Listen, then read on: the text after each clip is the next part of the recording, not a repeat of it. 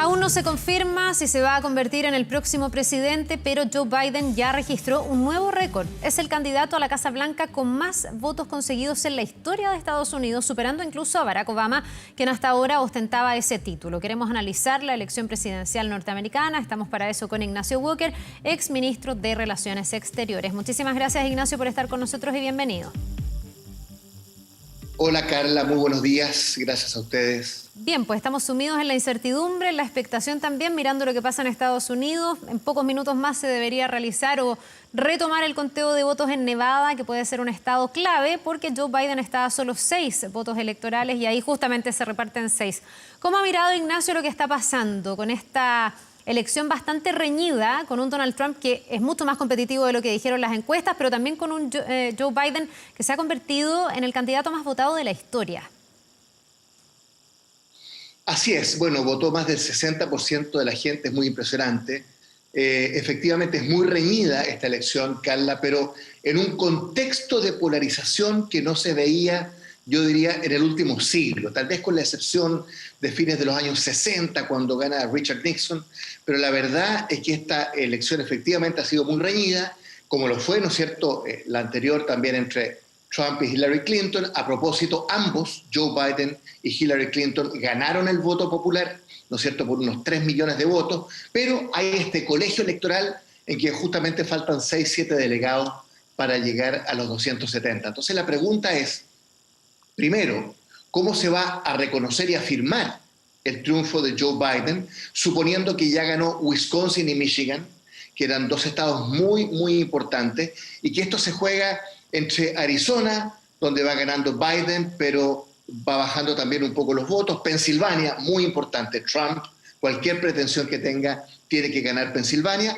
Nevada, como usted decía, porque ahí Biden lleva 8.000 votos de ventaja, y bueno, Carolina del Norte y sobre todo Georgia, 0,5% de diferencia, muy reñido, muy polarizado. ¿Cómo se va a reconocer el triunfo de Joe Biden? Donald Trump ya anunció que iba a la Corte Suprema, está impugnando varios de estos resultados, como el de Michigan, Nevada y otros, y por lo tanto todavía tenemos un resultado incierto. Sí, pues a muchos les sorprendió que tan rápidamente, y uno recuerda durante la madrugada hora de Chile, Donald Trump ya estuviera acusando fraude electoral. De hecho, él viene hace rato diciendo que desconfía del sistema de voto por correo. ¿Cuánto empaña esto la democracia, el sistema institucional de Estados Unidos y cuánta incertidumbre le introduce a un proceso que, pase lo que pase, parece que no va a ser fácil de resolver? Así es. Bueno, la verdad es que el martes en la noche, cuando Donald Trump efectivamente dice que va a impugnar, ¿no es cierto?, que aquí hay un fraude, que va a ir a la Corte Suprema, es una forma de reconocer su derrota. Ahora, ¿a qué está apuntando él? Aquí ocurre algo bastante inédito, Carla, y es que así como en Chile hay un día de elecciones, que es un día ejemplar, ¿no? Lo vivimos el 25 de octubre, los resultados ya estaban a las 9:10 de la noche. En Estados Unidos no hay un día de elecciones, hay un proceso electoral.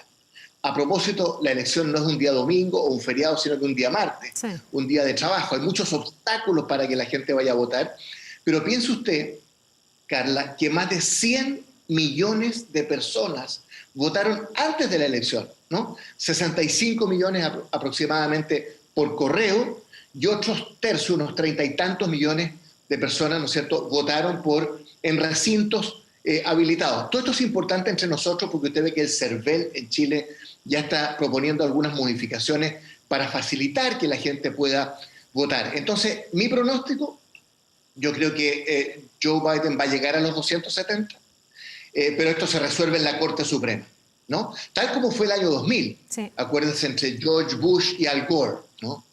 36 días se demoró ese proceso, fue bastante largo. Yo no sé si en esta oportunidad se puede repetir un escenario así. Algunos dicen que lo importante aquí también va a ser mirar, Ignacio, las brechas, las distancias. Es distinto que Joe Biden gane, no sé, con pocos votos electorales más o que en el voto popular no haya tanta diferencia. Mientras más grande sea la diferencia de Joe Biden, más difícil que la Corte Suprema acceda a este recurso de impugnación por parte de Trump o que definitivamente una elección se pueda dar vuelta. Así es. Ahora, ya sabemos que va a ser absolutamente estrecho el resultado, aunque llegue, ¿no es cierto?, a los 270 delegados. Ahora, ayer anoche está ocurriendo en Estados Unidos algo inédito, ¿no? A propósito de lo que usted pregunta. Son las demostraciones de miles y miles de personas protestando, ya sea del lado de Joe Biden o de Donald Trump, pero con un aditivo muy importante. Mucha de esa gente está armada. O sea, pensemos que en Estados Unidos hay 300 millones de armas, ¿no? Casi uno por habitante. Y lo que ha ocurrido en los últimos meses, hay un video de 8 minutos del New York Times que es impresionante, es que mucha gente, sobre todo de derecha, de extrema derecha, trumpista, sale a la calle con armas, ¿ah? Armas semiautomáticas, etcétera. Por lo tanto, esto tiene un peligro desde el punto de vista de esta polarización que estamos hablando, que, ojo, no es solo Donald Trump. La polarización en Estados Unidos venía de muchos años antes, pero nunca se había visto en el extremo grotesco de un presidente que miente sistemáticamente, que hace de la división de Estados Unidos su estrategia política, ¿no? Recuérdense cómo trató, ¿no es cierto?, a Hillary Clinton en la elección. You should be in jail, usted debería estar en prisión. Ese era el nivel de los debates, ¿no es cierto?, hace 3, 4 años, donde, reitero, Hillary Clinton ganó el voto popular, al igual que Joe Biden, ambos por 3 millones de votos. Entonces, la polarización, el desenlace incierto, estas demostraciones con grupos armados en las calles, estas escenas no se veían, yo diría, nunca en Estados Unidos. Me imagino que eso va a ser muy difícil, gobierne quien gobierne, ¿eh? Porque administrar esta polarización es muy compleja. Si llega a ser Joe Biden, como hasta ahora todo indica, y vamos a ver cómo se siguen realizando los conteos, no sé bien cuánto va a tener que en el fondo trabajar en poder llegar a cumplir lo que dijo ayer. Ayer él dijo, Estados Unidos ya no va a ser de rojos y azules, pensando en el mapa electoral, sino que van a ser los Estados Unidos, hablando un poco de ese espíritu de unión en el medio de esta polarización. ¿Vienen tiempos, usted cree, Ignacio, difíciles para Estados Unidos, gobierne quien gobierne? Absolutamente, absolutamente. Aquí hay señales de decadencia, ¿ah? Desde el punto de vista de la posición internacional de Estados Unidos, con la emergencia de China, pero sobre todo desde el punto de vista interno, ¿no? De cómo esta polarización conduce a un tipo de política que puede ser realmente muy nefasta. Ahora, Joe Biden tiene una gran ventaja, que Joe Biden es un moderado, ¿no? Así se define Joe Biden. Hay un artículo a propósito, Carla, hace unos 3 meses, muy interesante, muy largo, que demuestra que Joe Biden es una especie de demócrata cristiano en Estados Unidos, muy parecido a Angela Merkel en Alemania. Él es católico, usted sabe, ¿no? Hay un tema ahí religioso importante. Por ejemplo, 6 de los 9 miembros de la Corte Suprema, a partir de la última confirmación, son católicos, en un país donde los católicos son minoría. Bueno, pero Joe Biden, católico, moderado, demócrata, 37 años en el Senado, un gran vicepresidente con Barack Obama, él tiene las condiciones y la posibilidad de tratar de unir a Estados Unidos, de evitar esta polarización. Distinto habría sido, por ejemplo, si Bernie Sanders es el candidato demócrata, que es más socialdemócrata, un poco más hacia la izquierda. Esa polarización habría sido muy, muy compleja. Entonces, yo creo, en el lado positivo, que Joe Biden, por sus características, su trayectoria, su definición como un demócrata moderado, piensa usted que hay muchos republicanos moderados que han apoyado a Joe Biden.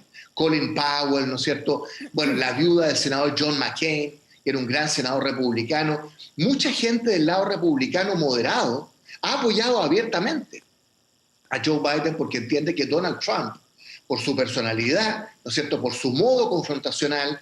Ahora, el Partido Demócrata, Carla, tiene un gran desafío: recuperar la clase trabajadora blanca, que es el voto que se fue a Donald Trump. Y el Partido Demócrata tiene que hacer una autocrítica, porque desde el mainstream America, desde el mundo rural, ¿no?, desde la clase obrera, los blue collar workers, hay una rebeldía contra las élites, ¿no es cierto?, no solo de Wall Street en lo financiero, sino de Washington en lo político, y contra las élites liberales, contra una meritocracia malentendida. Mike Sandel, un gran filósofo estadounidense, habla de la tiranía del mérito, de cómo los sectores más educados, universitarios, liberales, que son base de apoyo del Partido Demócrata, fueron creando tensión y resentimiento en los de abajo, en la clase trabajadora, estos blue collar workers que la verdad le dieron el triunfo a Donald Trump hace 3 años. Entonces el Partido Demócrata tiene que hacer una gran introspección, una gran autocrítica, ¿no? Y reconocer que se ha ido yendo a un lado en que se ha enajenado a ciertas bases fundamentales. Ojo con los latinos, Carla. Los demócratas creían que tenían a los latinos en el bolsillo. Bueno, Florida nos demostró lo contrario, ¿no? Se quedó en manos de Mucho Trump. cubano, mucho venezolano, pero los latinos ya no son un voto pro-demócrata. Exacto. Hay mucho que hacer en cuanto a redefinir las estrategias y posicionamientos políticos de los distintos partidos. Sí, es bien interesante esta lectura, porque a lo mejor también uno lo podría aplicar a Chile y a cualquier país en realidad, que tiene que ver con cuánto se empatiza o cuánto se acoge la mirada del otro, porque esa base electoral de Donald Trump existe, está viva y está muy vigente. Si uno miraba las encuestas anteriores a esta elección, se veía bastante más holgado un triunfo de Biden y se hablaba como de un Trump un poco en decadencia y prácticamente fuera, no competitivo. Y lo hemos visto competitivo, más allá de que, si vemos hoy día los números, lo más probable es que no volviera a estar al mando de la Casa Blanca, pero son ideas, son valores que él representa que siguen absolutamente vigentes en gran parte del pueblo norteamericano. Ese va a ser un gran desafío si es que gana Biden. Absolutamente. Bueno, hay un trumpismo sociológico. ¿Eh? Hay una base social de Trump. Hoy día se habla del trumpismo y eso va a subsistir, ¿no? Aunque Donald Trump pierda. Ahora, uno de los desafíos que tiene el Partido Demócrata es tratar de romper esta imagen de ser el partido de las minorías. Afroamericano, LGTB, decían latinos, pero bueno, latinos, que es una minoría creciente, tiene una base también republicana. Entonces, ¿qué es lo que pasó hace 3 años?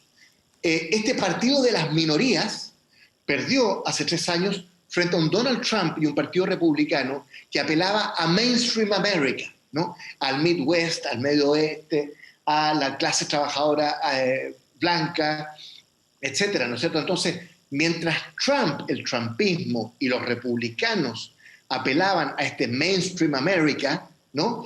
El Partido Demócrata aparecía y aparece muy vinculado a las minorías. Entonces le da una ventaja a Trump. Por supuesto que es muy importante apelar a las minorías, aspirar a representar a las minorías, pero Estados Unidos está hecho de mayoría, no solo de minorías, y Trump demostró, ¿no es cierto?, que esa política, esa imagen del Partido Demócrata como el partido de las minorías, le da una ventaja, ¿no es cierto?, al Partido Republicano. Ese es un eje que va a ser muy importante. Ahora, suponiendo que gana Joe Biden, ¿no es cierto?, va a tener mayoría en la Cámara de Diputados. Recordemos que Trump perdió su mayoría en la Cámara de Diputados hace 2 años en los midterm elections, ¿no es cierto?, pero va a tener una situación un poquito más holgada del Partido Republicano en el Senado. Entonces va a haber ciertos equilibrios. Los checks and balances, los pesos y contrapesos, siempre han sido muy importantes en Estados Unidos. Entonces vamos a tener probablemente Joe Biden presidente, si reúne, ¿no es cierto?, los delegados que faltan,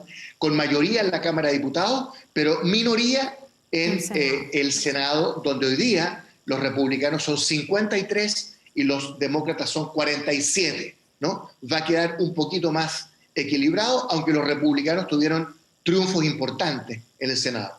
Ignacio, la pregunta más importante para los chilenos. ¿Es mejor Biden que Trump para Chile? ¿Va a cambiar en algo si es que efectivamente cambia quien preside el país del norte? ¿O para Chile es más bien indistinto quién gobierna en Estados Unidos? Bueno, Chile es un pequeño país al sur del mundo, ¿no es cierto? Y por lo tanto estamos alejados de los grandes centros de poder. Eso es positivo en algún sentido. Nosotros tenemos buenas relaciones con Estados Unidos y con China. Aquí lo que viene, Carla, en la política internacional, otro día podremos hablar, es la confrontación entre Estados Unidos y China, que ya está desatada, ¿no es cierto? Y China lleva todas las de ganar en esa confrontación.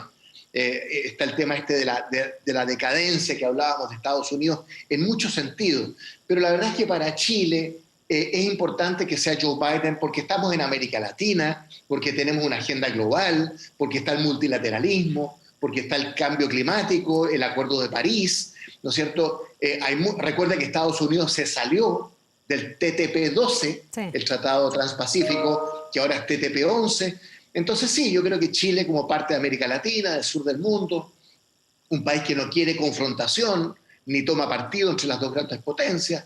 Yo creo que para Chile es mejor tener un presidente moderado, demócrata, en Estados Unidos, que va a tratar de tender puentes, no solo hacia adentro, también hacia afuera. Piense usted, Carla, aunque aquí estamos entrando un poquito al tema internacional, cómo la irresponsabilidad absoluta de Donald Trump estos 3-4 años alienó a Europa, el tradicional aliado de Estados Unidos en el mundo, la alianza transatlántica, ¿no es cierto?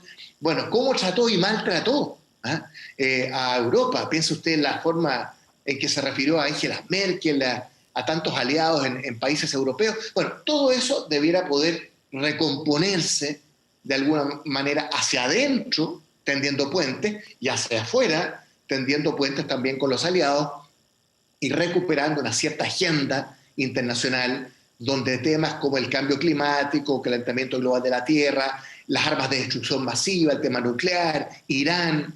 La forma de enfrentar a China es otro capítulo, porque Joe Biden hizo una campaña muy agresiva con China. En Estados Unidos hay un cierto consenso hoy día de que China es una amenaza.